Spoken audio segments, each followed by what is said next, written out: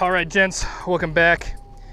Today we're looking at one of my favorite guns that I own, which is the B&T GHM9C. So this is kind of the younger brother, the little brother of the APC9, which is the US government's military contract for a submachine gun.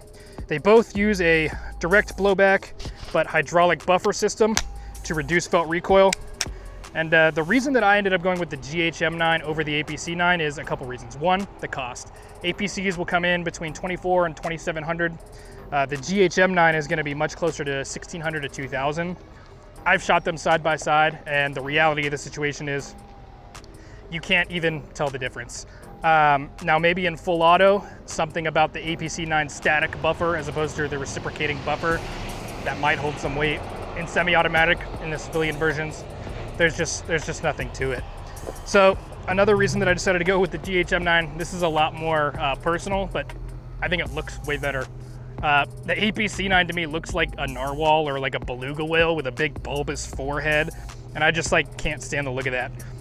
But one of the reasons I wanted to talk about this gun specifically is because it's something that gets, I think, lost in the market of 9mm pistol caliber carbines, and that's mostly because there's a lot of competition.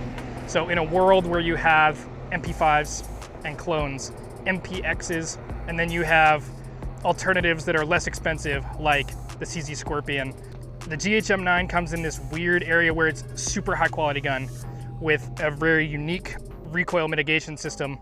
You're paying a premium price and getting a premium product, but people still feel like a CZ Scorpion, for example, is better. So the GHM9 is also near and dear to me because GHM stands for Grasshopper Mouse.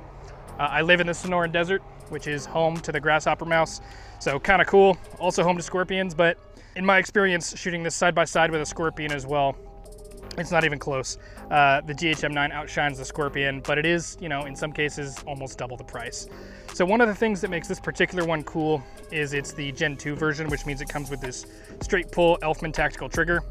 I have to say, this is an incredible trigger. I can run this really, really fast and accurately. Go.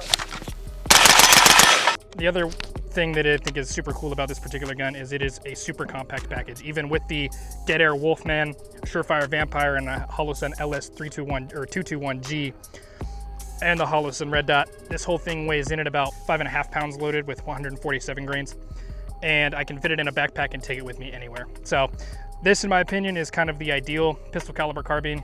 It's also the ideal PDW. I use it in competition. I shoot it for fun.